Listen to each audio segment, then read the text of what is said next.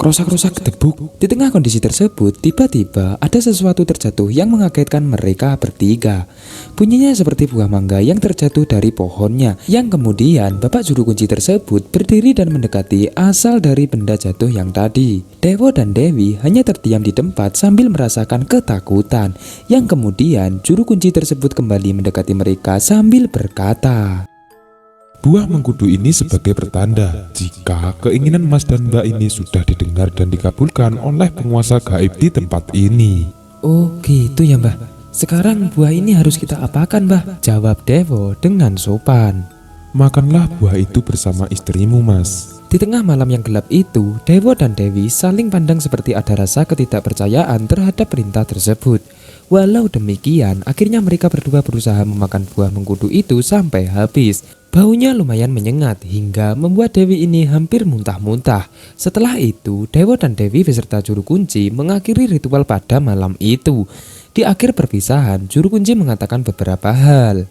Mas, Mbak, jika nanti kamu berdua sudah hidup enak, jangan lupa pada setiap tahun datang ke sini dan memberikan sesaji. "Oh iya Pak, siap."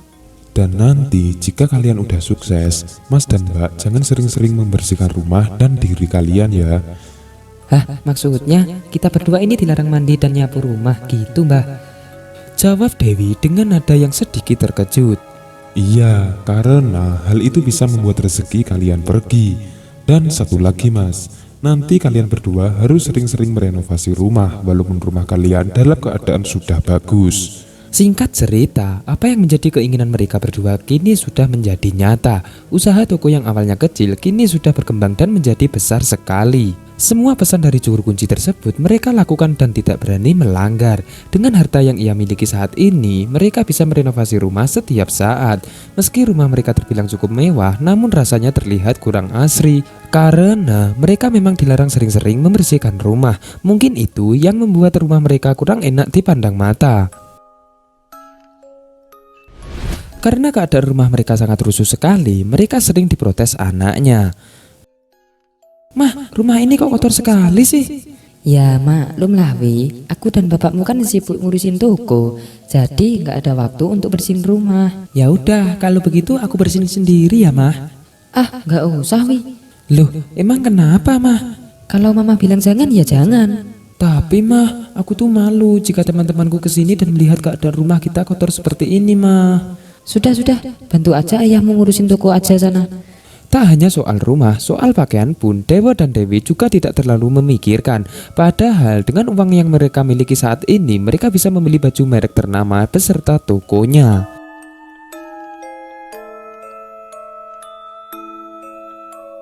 Tidak sedikit pula tetangga Dewo dan Dewi ini yang heran melihat perilaku mereka yang jorok tersebut. Tapi ada juga yang memakluminya karena alasan kesibukan mereka berdua dalam mengurusi tokonya. Pada waktu tertentu, Dewo dan Dewi tidak lupa memberi sesaji di punden keramat yang dulu pernah mereka datangi. Tak hanya itu, setiap setahun sekali mereka berdua juga selalu menggelar acara kenduri di tempat itu juga. Pada awalnya semua seperti berjalan normal-normal saja, sampai suatu ketika di saat anak sematawayang mereka ingin berangkat sekolah, tiba-tiba ia mengalami kecelakaan yang cukup fatal. Ia ditabrak sepeda motor yang sedang melaju kencang hingga nyawanya terlepas dari badannya, alias meninggal dunia.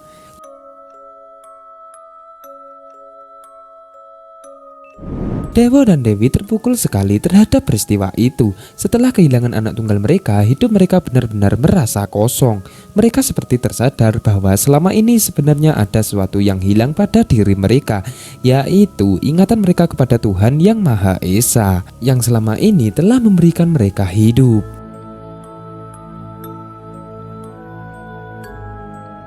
Dewo dan Dewi tidak tahu pasti apakah kematian anak mereka itu memang sudah ajalnya ataukah memang ada sebab lain. Karena hal itu, mereka tanyakan kepada juru kunci punden kandang bubrah. Lelaki setengah baya itu tidak bisa memberikan jawaban. Dia hanya mengatakan bahwa sepengetahuannya, penguasa gaib punden kandang bubrah itu tidaklah jahat sampai meminta tumbal nyawa anak manusia. Namun pada akhirnya setelah kejadian itu, mereka berdua memutuskan untuk berhenti melakukan ritual semacam itu lagi. Dengan harapan mereka ingin kembali ke jalan yang benar dan tidak ingin mengalami hal-hal yang tidak mereka inginkan. Setelah sepeninggalan anak sematawayangnya tersebut, setiap harinya Dewi hanya duduk melamun di dalam kamarnya sambil sesekali ada motor lewat.